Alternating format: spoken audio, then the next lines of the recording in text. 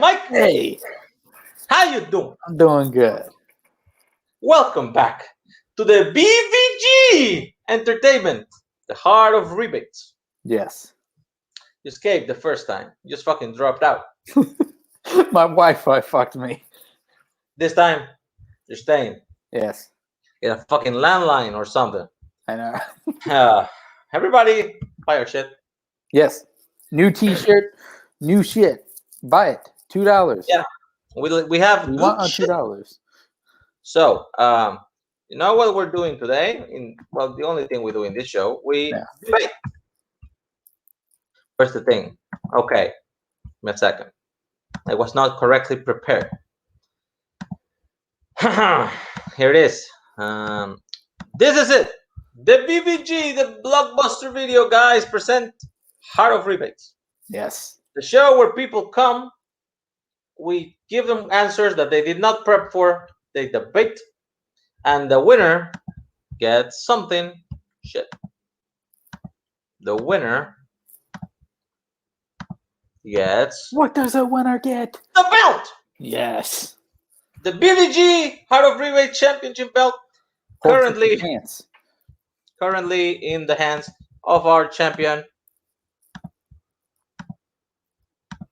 Brooklyn Bell. Well, more like in his waist, more than his hand, but you know. Yes. So let's bring him in. Let's bring him in. Hello, champ. How you doing? I'm doing great. I love looking at photos of grade 11 me. So, are you prepared to face El Lobo? Oh, God, no.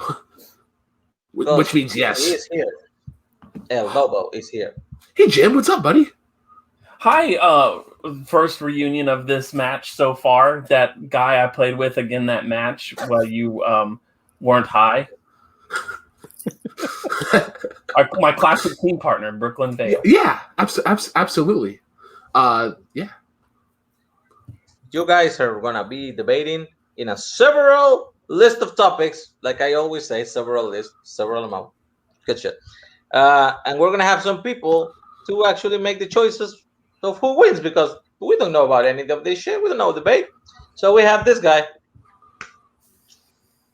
Hello. I am He's here not to up. do nothing except judge people. Do you know about debates? Yes. Some people say I'm a master debate. Wait, what? I like it. We also have this guy. Yeah. What's up? How's it going, guys? That's my former team partner, Kurt. What's up, Do you Jim? know about No, debates? mate. Do you know about debates, Kurt? Do I know what debates? People debate. Fair. And we also have this guy. Yeah, I got my video store T-shirt too. Shit, it washed off. Boo! Do not diss the Merc. Okay. This was the first. It's a feature. Like you make it wet and it disappears. It's a feature. Special. Club Dread takeover. Oh shit! Right, you're a fucking club threat. Fine, we fucked up. Okay. I'm not gonna make you look at all these bored faces while these people argue nonsense. So I'm gonna put them in the back, and I'm just gonna bring them when they are ready to give their decisions. Like always, we have a wheel, because how can you debate without a wheel? It's impossible. Exactly. So here it is, the question wheel. Wheel Mike, of questions. I will take the odds. You will take the evens. Okay. And we Let me need a bring up fucking the timer. listing. We probably need a timer, I think. Yeah. So, Probably. let me see. Fuck, did you You got shit. Okay. I'm stop doing it. odds, you said? I'm gonna spin it, and I'm gonna read the first question, Okay. which will be in the category of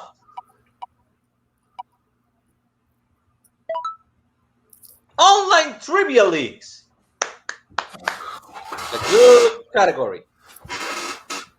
So, your first question in the BVG. Oh, by the way, sorry. Brooklyn, as our current champion, you have to choose if you're going to give your answer first or second in the first question. After that, it's one and the other for the rest of the match until somebody gets to 4. I am going to give my answer second. Classic. Perfect. So, in the category of online movie trivia leagues, Jim the Lobo Green, you will pick first. What will be the next trivia league to disappear?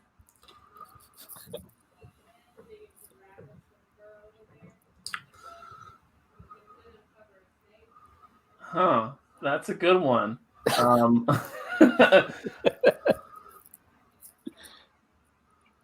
Come on, we don't have a line.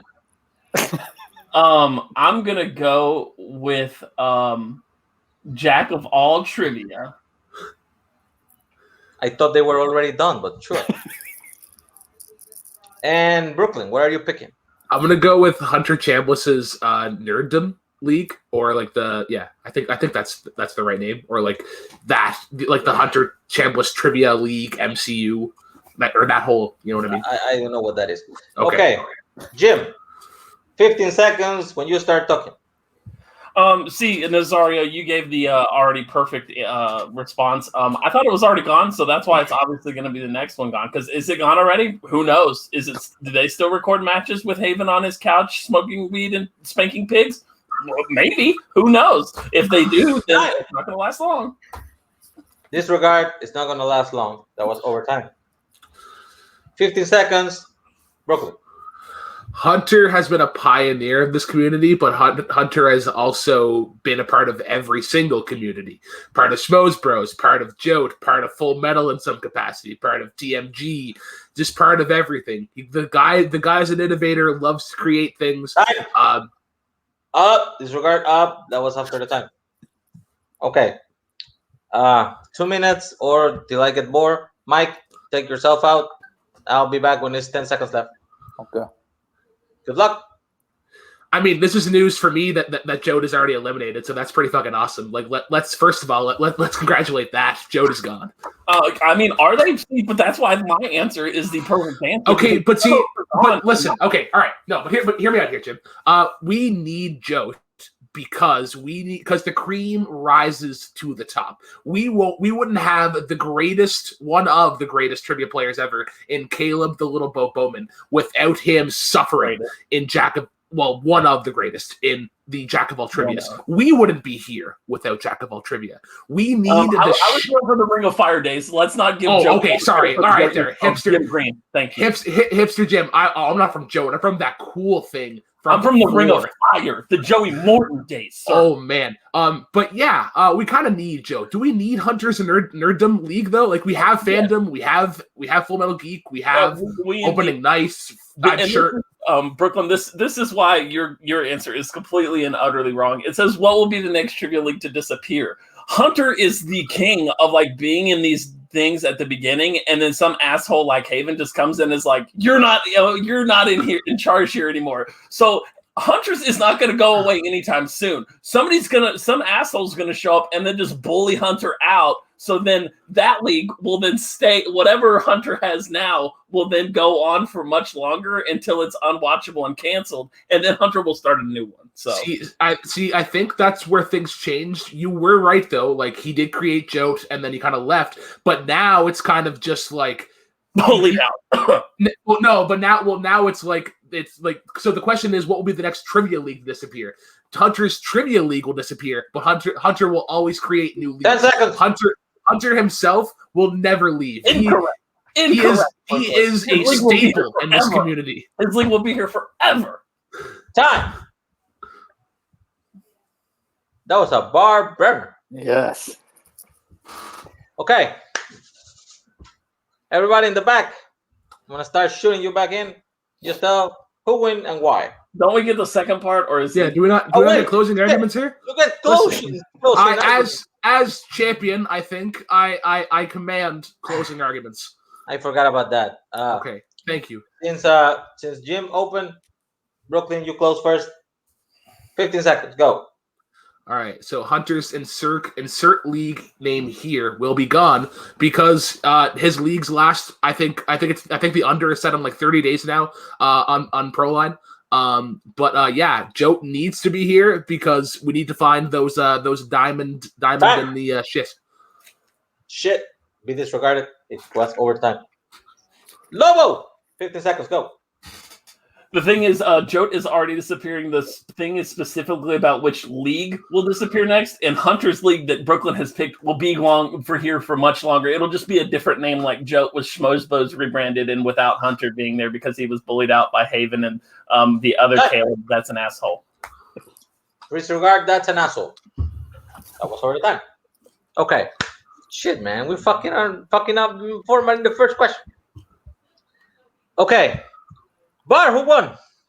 I don't know. This was super close. Jim almost had me with his quotations argument that he presented, but Brooklyn hit back real hard. This guy, I don't know, the guy that's kind of slobber knocker. I like Brooklyn's argument of Hunter will never disappear.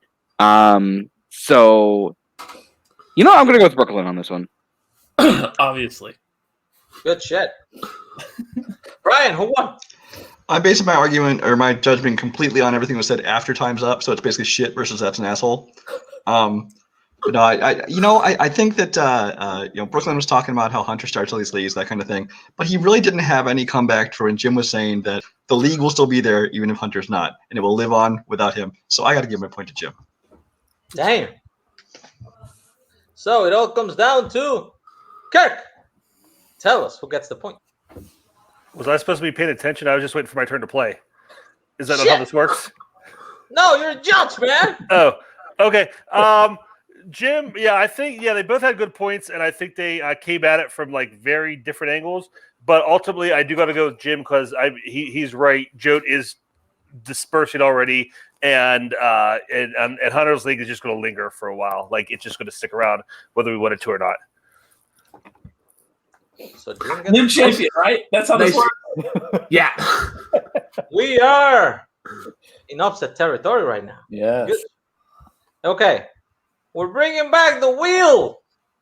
The next question will be on sports. Yeah. Everybody's favorite. Foosballs So and Brooklyn shit. goes first this time. Cool. Yeah. So, Mike, Are we allowed to reference Full Metal Random shows this time? No. do whatever the fuck you want, man. So, give them their next question, Mike. And I will bring you back when there's 10 seconds left. So you scream at them 10 seconds. How will the Floyd Mayweather versus Logan Paul fight end? It's By that, clarifying, it's not only who wins, but how. Okay. Like- So I am going to argue that neither of them wins, and it's going to end in a draw. Jim? I'm gonna take Floyd Mayweather by technical knockout. Okay. Brooklyn, you go first. 15 seconds when you start speaking. If we learned anything in the Mike Tyson versus Roy Jones Jr., that boxing fights of cash value don't matter anymore. Floyd Mayweather doesn't need to fight Logan Paul and vice versa. They're both oddly successful. So why would they risk the other one looking like a fool? Look like a fool, stricken from the record. Jim, 15 seconds. Floyd Mayweather is a professional boxer, and Logan Paul is not. So Floyd Mayweather will win. Got some more time, yeah. That's good. Okay. Keeping it short, keeping it sweet. Logan Paul may not be a boxer, but he knocked the fuck out of Nate Robinson. Okay. Poor Nate, RIP. 2 minutes. Go. Jim doing the equivalent of John Roca plays in the Schmodown. He can't possibly cheat. No, that's completely and utterly different. I'm going with the argument of yours is like, look at these two old dudes that never really care about being undefeated and stuff. Going at it. Floyd Mayweather cares about being undefeated and fighting Logan Paul. Floyd Mayweather only cares about being undefeated. That's why he was like, "Oh, I'm not gonna fight Manny Pacquiao for like 5 years after I'm supposed to, unless he agrees to all these dumbass drug tests so I can stay undefeated. And then this is just gonna be the same thing with like what happened with like Connor versus Floyd, except Connor's an actual professional athlete. He's just gonna let fucking Logan be like, "Oh, I'm good. I'm good." I don't even want to argue this question. I just want to argue this fight doesn't even make sense. Because like Floyd doesn't have to fight Logan Paul. Like you fought Connor. That should be your last fight. You don't need to fight anybody else. This will end in a draw because people already made what question we're talking about, and I'm not gonna fall for that. This fight is gonna happen, and it will end with Floyd winning by TKO because he's just gonna do the okie doke. He's gonna let Logan tire himself out, and then he's just gonna like light him up like he did Connor, and then it's gonna be over. Yeah, this fight's gonna get boring after the ref has to enter like the 5th time for inactivity. These guys are just gonna like dance around. Floyd might throw a punch. Like if anything, Logan is probably gonna flop. As some sort of protest for like the NBA's anti-flopping thing. There's gonna be some sort of like weird message to that, because that's how absurd this fight is. Like where that thing has to happen. Logan Paul isn't a professional athlete, so he will definitely. I agree, exactly. Listen, I agree. Will be a draw. Draw will be disregarded. Okay, Jim, you go first with your closing argument. 15 seconds. Brooklyn did the classic thing to where he was trying to change the question to like why they shouldn't be fighting and what, because he picked the bad draw answer when this is clearly just going to be Floyd winning by TKO because he wants to stay undefeated. I'm done. Nice. Keeping it short, keeping it sweet. Brooklyn, go. Logan is a fucking dumbass if he thinks that burying himself to Floyd Mayweather is a great idea. HBO, Showtime, whoever's putting on this fucking fight, already won by the amount of tickets that they sold and seats that they sold out. So yeah, regardless of how this happens, will be a draw. Drop should be disregarded. It was beyond time. So actually, I'm surprised that nobody picked like the people who are putting on the show as the true winners, because they're the ones who's getting all the money and not losing anything. So that's just me. Brian Michaels, who won? Well, ideally, it would end with just like the ceiling collapsing and killing both of them. But Brooklyn, at no point in his argument, argued his choice. So by default, Jim? Fair. Kirk, is it Jim? Yeah, I respect the fact that Brooklyn had the opportunity to take the obvious pick and he didn't, and kind of try to put a spin on it. But Jim's pick was the obvious one for a reason. He basically said everything I thought he should say, which is Floyd Mayweather is a boxer and Logan Paul isn't. I think during his final argument, Brooklyn did nothing to actually address the question. And like I said, I respect the spin, but Jim takes the point. Your opinion doesn't matter. So, we're moving on. And now we're clearly halfway to upset territory right now. This is insane. So this is Holtzman all over again. Holtz. Okay. We back the wheel for the third category.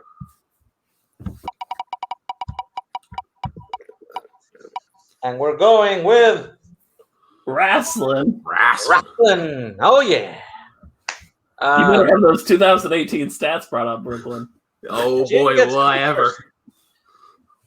So Jim gets to pick first in this one. And here is your question. What's the most racist wrestling gimmick of all time?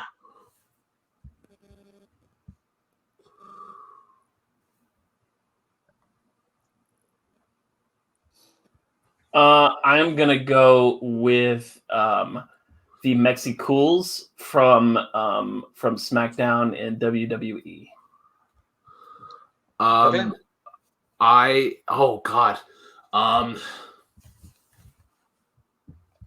gonna go with Giant Gonzalez, the guy who fought Undertaker at the outdoor WrestleMania event. The guy who wore like a naked suit? Exactly. Shit. Okay. Jim Green. Give me a second. I lost the clock. Okay. 15 seconds when you start talking. So the Mexicools, for the people that don't know, were literally just three Mexican guys wearing like janitor outfits that rode to the ring on John Deere tractors, and that was the gimmick. Mexicans that are yard workers. Time. Perfect timing. Brooklyn. My guy doesn't even get the opportunity of an occupation. Mexicans or just Latinos in general are just monsters. If you're over 6'5", you're just a freak of nature. You don't even get a personality. You're just a guy who destroys people. In time too. Good shit. Give me a second before we start. I'm gonna do something.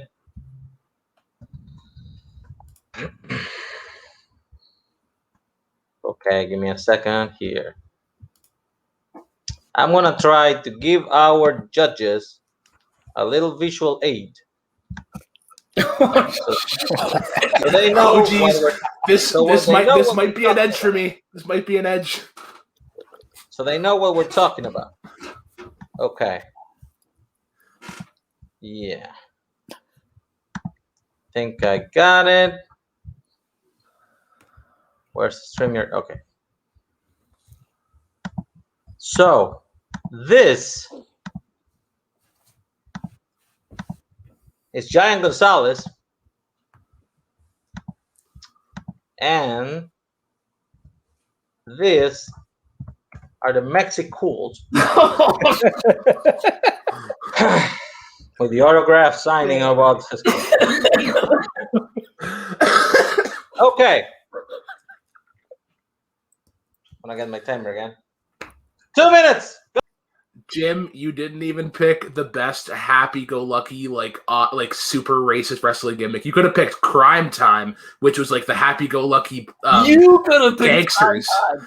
Brooklyn. No, but if you're going in that route, though, is tall a race? It is not a race, Brooklyn.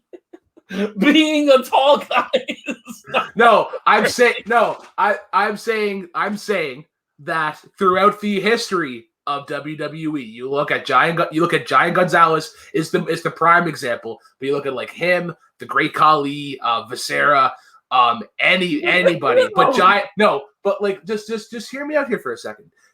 Giant Gonzalez could have been an Undertaker, could have been an Andre the Giant, but no, they just throw on a fursuit as to be like, oh, he could like. He's darker skinned, so then they can only be like this Bigfoot creature. Whereas like with you, like, yeah, sure, it's like it's stereotypical. It's still wrong and horrible. Let's preface that both of these are wrong and horrible. But at least with yours, it's like at least yours are actual people. Okay, but yeah, exactly. Mine are actual people and actual stereotypes of actual Mexicans that actual racists use. Nobody's like, look at that tall guy, he's a gorilla. Nobody says that. Tall is not a race, Brooklyn. I'm not saying that tall is a race. Okay, but no, because if I was saying that all the other tall guys, because if I was saying that tall was a race, then I would say Andre the Giant is the racist wrestling gimmick of all time. But where's the stereotype in the race for like Mexicans being dressed up like tall apes? Because if you are a non-white wrestler over disregard non-white wrestler. That was above the time. Closing arguments. Brooklyn, 15 seconds. If you are a non-white wrestler over 6'5", you are considered a creature and you have no character whatsoever. And that was started off with Giant Gonzalez. That is the way that Vince McMahon likes to run. He would eventually do more politically safe racism. I didn't understand it, but disregard it. Okay. 15 seconds, Jim. Again, mine is actual stereotypes that actual racists use against Mexicans, whereas like Brooklyn's is just like trying to make it into, if you're a tall guy that isn't white, then you have to do this and that, and it's like Great Khali he brought up, he was actually used as just like a badass Indian guy. Indian guy should be disregarded. It was up of time. Okay, cool. Badass does. Since your opinion didn't matter last time, Bar, who won? Oh, why? Why? Why would you do this? Well, first of all, Brooklyn hates tall people. That is now confirmed. I can't. Why? But Jim.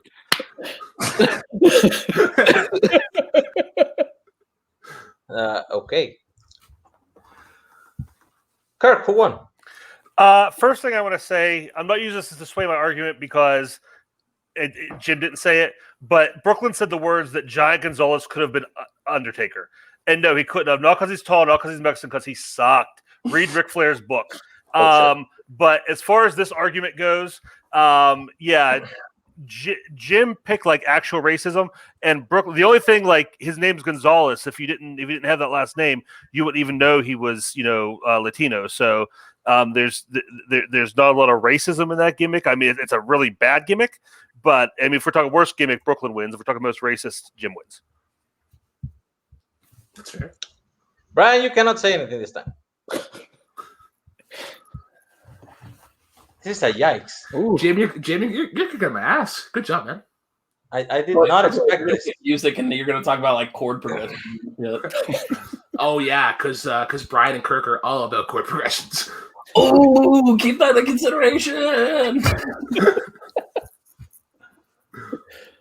Well, you think it's going to be a sweep, Mike? This could be. This could be it. Yeah. So Well, put she's some right oomph here. on it, Brooklyn. You might lose the belt. Oh no.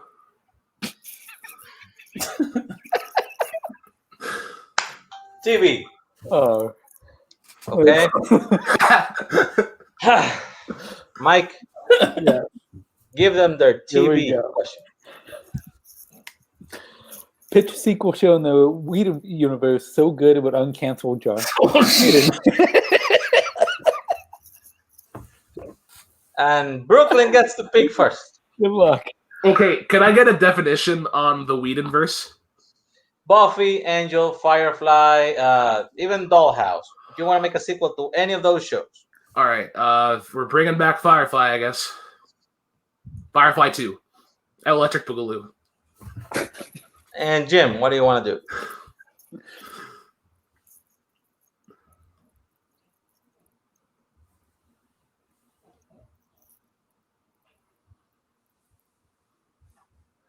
I'm gonna do a sequel to Angel and Buffy in the style of We Can Be Heroes, that trashy movie that just came out from Robert Rodriguez, to where it's like Buffy and Angel's like offspring, and they are now like vampire hunters themselves. Explain during Yeah. the opening arguments. The In idea my- was enough. In what is likely to be my last act as champion, can we get like a little extra time to pitch things here? Okay, I'm gonna give you. What do you want in the opening argument or like in the main? Well, round? let us pitch our thing. Okay, you're gonna get 45 seconds openings and then the 2 minutes. Okay, so mine And is the Buffy Angel sequel thing. Yes.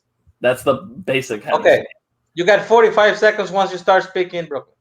All right, so yeah, Firefly 2 Electric Boogaloo uses none of the characters from Firefly. It's just set in the Firefly universe. Same thing with MCU, just kind of does references and stuff so that it does the fan service. Allison Brie and Tessa Thompson are in a disco buddy cop drama. They have to investigate murders that are happening in the local area of Disctopia, and they have to use the power of funk to save the day. And it's just going to be fan service, and that's what everybody likes. And sure, I guess it'll uncancel Joss Whedon. You wasted 10 seconds more than you could have used. Okay. 45 seconds, Jim, once you start speaking. Okay, so like I was saying, mine is going to be like the good version of the We Can Be Heroes thing, to where you have these like characters that you actually liked, like Buffy and Angel, and stuff like that, to where it's their kids and they are now doing the kind of cool stuff. And yeah, that's you're gonna have basically it's Buffy. It's basically just Buffy, but with different characters, and it's in that same style of like what Disney did with Boy Meets World, where it's like now it's their kid doing the same kind of stuff, and this is enjoyable, and it's gonna get like 4 seasons. But now we want to think about the new stuff that Josh Whedon is doing instead of just like doing fan service moments from those sets that he was very problematic on. Is not gonna. Okay, so you're gonna get 3 minutes for the main one here. As soon as we get out of here, so good luck. All right, so my thing is that like the Buffy Angel sequel thing would be great, but you know yourself as well, like that gets announced and then all like the hardcore fans are like Joss Whedon needs to be no part of this whatsoever. Whereas like with mine, it's kind of like here's a fresh canvas for you to do whatever you want. I think with either thing that we pitch here, I think the internet would be either way. Be like, Joss Whedon does not need to be involved. Anyways, so let's talk about Firefly 2 Electric Boogaloo. Oh, okay. So yeah, Alison Brie and Tessa Thompson are going to be the funk forward crime detectives of dystopia. Okay. That sounds cool. I think that project's a little small for Tessa Thompson at this point, but Alison Brie, I guess, could still be in that. But the thing is that one is so weird. And I mean, it could be good. I'm not gonna like say that it couldn't not be good, but I think that idea is so weird that it would just make everyone go, nah, Joss Whedon, we ain't here for your weird shit anymore. Fuck you. Whereas mine, it's like, oh, you get David Borden in this. And you get Sarah Michelle Gellar, and you get Allison Hanny, and you get the whole gang back together. And it's like, and we're not really doing the fan servicey thing for you. It's like, oh, this is the new set, and it's being blah, blah, blah. It's being run by like these strong people. And now we're going to have some cool child actors. Well, not even child actors. I guess you could cast like 20 to play like 16 or whatever. But you would get like kind of the redo of his whole Vampire-verse stuff that everyone loves. Whereas yours is just like, here's this quirky idea that everyone's still going to hate Joss Whedon. But I think that's what's going to help it though, because it dissociates. It's such a dissociation from Joss Whedon, where it's like, oh, get to look at him in a new perspective. Because ultimately, we are not here in the business of trying to create a good show. We are trying to create a show that would uncancel Joss Whedon. And I think yours has too much to live up for, because if it doesn't work, then it gets canceled. No, because if it doesn't work, it gets canceled within 3 episodes. Be like, let's uncancel him for this. Whereas yours is like, this is just fucking weird. No, you stay out of there. But with mine, it has like expectations. So it's like, all right, well, okay, we'll bring you back a little bit, Joss Whedon. And then the first episode comes out and everyone's like, nah, fuck you still. Well, you didn't even let me mention like Chiwetel Ejiofor is going to cameo as like the big bad villain at the end of season 1 finale. But that's where we're going to get people, and then they're going to join the Whedonverse streaming service. No, but that's the end of the first season. Called Cancel Cast. You have to already be uncanceled to then get to that part of the season. So it's exactly. That's how confident I am in my show. 10 seconds. No, you see, but it's the whole point is it has to get him uncanceled first to then get to the season 1 finale. We already have a streaming service deal for 3 seasons. 3 seasons has to be disregarded. Okay, closing arguments. Who went first? I think Brooklyn Jim went first, right? Yeah. Okay, so now Brooklyn closes first, then Jim. 30 seconds. Let's go when you start speaking.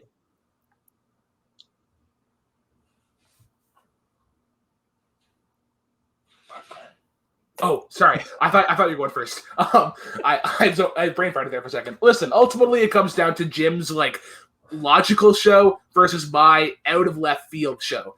Which would you rather do? Which would you rather have? A show that is safe and that is only going to cater to the hardcore fans, or why don't we bring in a new crowd and get people to see Joss Whedon in a light that isn't him being a piece of shit? That's all I got. And 10 seconds to spare. Good shit. Jim, 30 seconds. Okay, so I'm gonna drop this bomb at the end because Brooklyn can't rebuttal to it in any way. My show is an actual sequel show because you're bringing back some of the same characters in the same universe, and it is a true sequel. This whole time, Brooklyn has been pitching a spin-off of Firefly, not an actual sequel, because he himself said it takes place in the same Firefly universe, but there's none of the same characters and everything is new. That is the definition of a spin-off, not a sequel. Fuck off, Brooklyn. With 5 seconds to spare. So, who won? I like funky detectives. I'm gonna go with Brooklyn. Fuck you, Bar. Fuck you, buddy. Brooklyn gets a point. Let's see if he's still alive. Who won? Yeah. Well, I mean, basically, you guys are based on TMG, and Brooklyn's down 3-0, so I have to give him the point here, right? That's but no, Brooklyn kind of lost me because when he said Firefly, but another Firefly cast, but Jim didn't use that, and then they were throwing out a lot of names as who they're bringing back. Chiwetel Ejiofor was the one that was most captivating to me, and also I think. And in general, both these arguments were a mess. They were both terrible. But Really? Brooklyn did the best job of, I think, arguing the uncancellation. So I'm giving my point to Brooklyn. Oh, It keeps going. he stays alive. No, you both still don't matter. Remind me to bring Brian first after the next question. I forgot. Okay. Don't call it a comeback, but it's kind of starting to be a comeback. I don't know if it's going to get a comeback. It's still pretty fucking low. Yeah. Okay. I hope it's not a comeback. Let's fucking go. The next question will be in the category of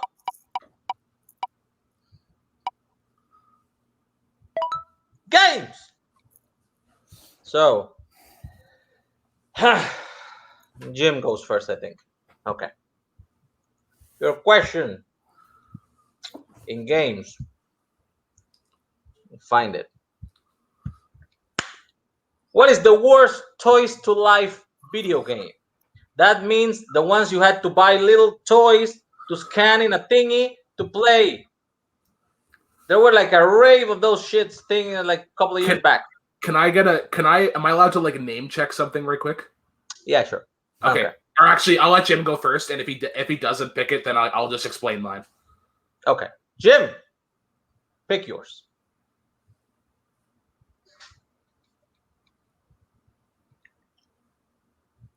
Is it called the Amiibo thing? It's the Nintendo one. The Nintendo Amiibo? Yes. Is that what that's called? That's not a game per se. It's more like an accessory, yeah. Yeah, but I mean that's the idea. But I mean like a game like you need to buy. Like for example, I'm gonna give one. I don't know if you want to pick it, but like the Spyro the Dragon games, you have to buy the little dragon toys, and if you want to change the dragon, you have to buy a toy of a different dragon so you can use it. That's the one that I was going to use. Okay, I'm not going to use that one. I'll use Mario Party 10 then. Mario Party. Okay. All right. I'll pick. Then I'll pick the Spyro one. That was the one I was going to pick anyways. You guys are weird. Disney Infinity, Lego Dimensions. Okay. Lego Dimensions is all right. Disney Infinity isn't horrible. Kind of is. Okay, Jim, 15 seconds. Go. I'm picking Mario Party 10 because Mario Party in itself is a fun game, but when you have to like buy the characters, it makes it worse. Fair. 3 seconds to spare. Brooklyn. There's one statement in Jim's speech that is entirely inaccurate. But the Skylanders series nearly killed off Spyro entirely. It took a remastered trilogy to bring back Spyro. Time. Nope. Disregard. Nope. That was after time. 2 minutes when I leave the screen, and go. Okay, so I would argue. Actually, first of all, you don't have to buy characters in Mario Party 10. They're all free and they're all unlocked just through playing the game. But yeah, like there's actually some pretty fun game moments in Mario Party 10. One of the cool things that I like about it is they have the okay, but one of the cool things in Mario Party 10 is actually the team mode where you can play 2-on-2. It's actually one of the bright spots of the game. Cool character roster as well. You get Diddy Kong, Hammer Bro, and you unlock faster by paying for them. Right, Brooklyn? You unlock it faster by having the stupid fucking amiibo. Yes. No. Yep. But you don't have to though. You don't have to. You don't have to. But it's not like this. Buy all the. But it's not this. It's not Fortnite. So what I'm saying is that your game does not need doesn't need like the toys. Or doesn't need the toys for it to necessarily even be a game. Like the game, like the toys to life thing is not a requirement of yours. You need mine to have the actual characters. Like mine is more like Skylanders is more of like an RPG action adventure. So it makes more sense to have the toys there. But it just so happens to be attached to a shit game off of a rebooted. Like this is essentially like the Spyro version of like Banjo-Kazooie Nuts and Bolts, a game that almost killed the franchise and that. I think Spyro was already on its way out anyway. It didn't matter. Spyro, like nobody's liked Spyro since PlayStation 2. So just adding those stupid little things to it didn't really make a whole difference. Mine, it's just like it makes an already good game like worse, whereas yours is just like it's a shitty game that has shitty accessories. 10 seconds. What was the question again? What's the worst Toys to Life video game? I mean, what was the question? The last question, and you pitched a spin-off instead of a sequel. So Time. Jim, closing arguments. My argument is that that the amiibo things make Mario Party worse, make a good game worse, whereas Brooklyn's is just like it's a bad game that is made bad by the toy things. What apparently, so yeah. Time. Brooklyn, 10 seconds. Mario Party 10 is a disappointing game, but it can be fun if you know how to use it properly. Skylanders tried to be an action RPG, and it tried to get kids to ask their parents to spend a lot of money on toys that they would need for 3 years, maybe. Disregard will need for 3 years. I was after time. Kirk, what's the worst Toys to Life game? You bring me first on this one. Yes. You look like an expert. I need to have some clarification here. Is Mario Party 10 actually a Toys to Life game? No. Okay. It's a game that you can play with toys, but it's like an added bonus. That's one of the points that Brooklyn was making. Okay. You can play it without the toys. All right. Yeah, I'm going to give it to Brooklyn then because I wasn't sure about Mario Party 10, but Brooklyn said if Brooklyn would have brought it up, I would have used it as the argument. But I mean that seals it for me. By default. I don't really mind Skylanders, but I think Brooklyn wins this point. Fire, who won? We gotta bring Brian. Who? Every time I vote against Jim gets angry at me and says "fuck you," so I'm going to go Jim. Holy shit! Do we have somebody who can break this tie? Oh yeah, Brian, you're here. What? Brian? Is there another question yet? Is this the Whedonverse thing? Wait. I don't know what you're talking about. Let's just say Brooklyn. Whatever. Okay. So we keep going. Oh dear. Shit. The score. Now I'm gonna say, don't call it a comeback. He's been here for years. He has the belt to prove it. Will he be able to tie? So Here comes the wheel. And the next question will be in movies. You like movies, Mike? Yes, I like great fucking movies. Good. You're gonna give the question, and this is question number 6. Fire our shit. So, Be public. so Brooklyn goes first. Okay. What's the best movie by a terrible actor? Dickie Roberts, Born to Be a Star. Or sorry, no, Dickie Roberts, Former Child Star. I got those mixed up. Sorry, Dickie Roberts. I'm saying Dickie Roberts, Former Child good Star. movie, bad actor. And you're going with Dickie Roberts. Mm-hmm. Okay. Jim.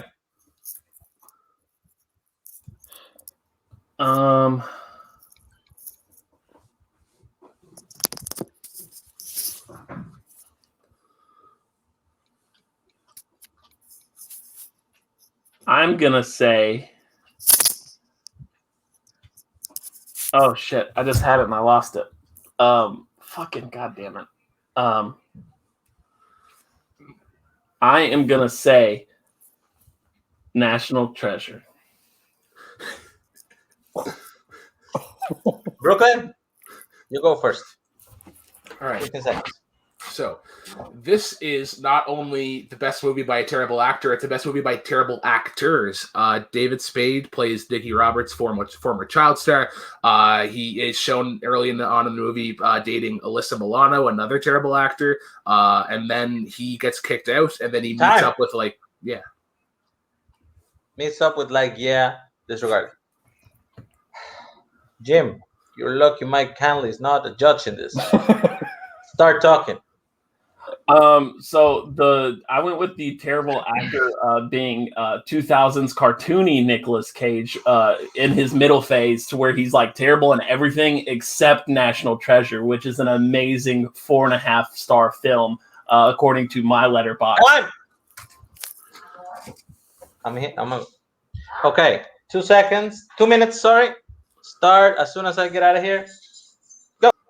Okay, so I will acknowledge that Nicolas Cage had a terrible phase. Yes, but he is not a terrible actor. You were disregarding Family Man, Raising Arizona. I think those at all. What the Mandy? I think that's that like over the top like horror one. I think I'm not disregarding those. Okay, those are on the both ends of the spectrum. Whereas like Mandy's on the end, like more recently, where he's like good, kind of good again, and then that's like 90s Nicolas Cage. That's just still pretty good. But I'm talking about like 2000s Nicolas Cage, where he's terrible in mostly everything except National Treasure, where he's just like doing his like 2000s Nicolas Cage that's terrible. But then it's like, oh, this is actually amazing. Whereas your movie is just fucking terrible, because it's what's the best movie by a terrible actor? You're right. David Spade is a terrible actor, and Alyssa Milano is like blah. But that movie fucking sucks. It's the best movie. That movie's fucking unreal. Okay, so first of all, I am not going to just 2000s David Spade. I'm going through the entirety of David Spade. I'm saying significantly better than Dickie Roberts. Like any of the David Spade plus Chris Farley movies is like infinitely better than no. David Spade and cameos from every 70s TV child actor that they could find. Because I can't say Tommy Boy, because Chris Farley's a great actor. Dickie Roberts is the greatest movie, because your terrible actor pick is David Spade, and David Spade's a terrible actor. He does one thing. Tommy Boy. He's in Tommy Boy. Okay, yeah, he does. Yeah, he's in Tommy Boy. You know what else?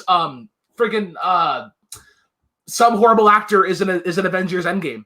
Ken Jeong is an Avengers Endgame. He was funny for a little bit, but not anymore. Yeah, but then you could have picked Endgame, because then that is the best movie by that actor. But that doesn't star Ken Jeong. I can't just pick Godfather. I can't pick Godfather Part 2 and then pick a shitty actor in it.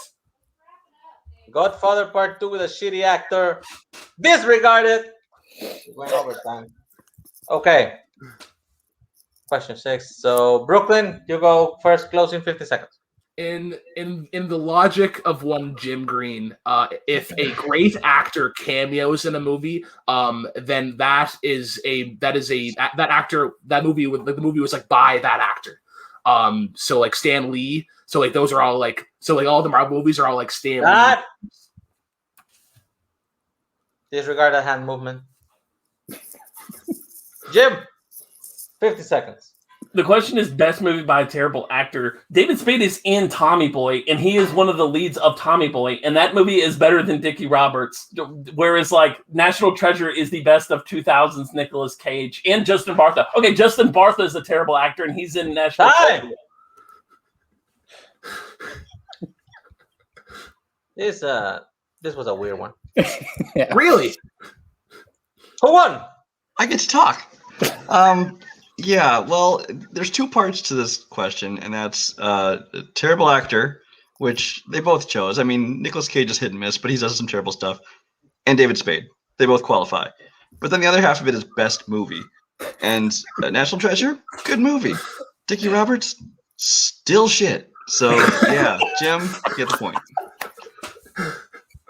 Listen, you know what? If I lose Dying on the Hill of Dickie Roberts' former child star, I'm pretty happy. No, don't do this to me. Kirk. Yeah.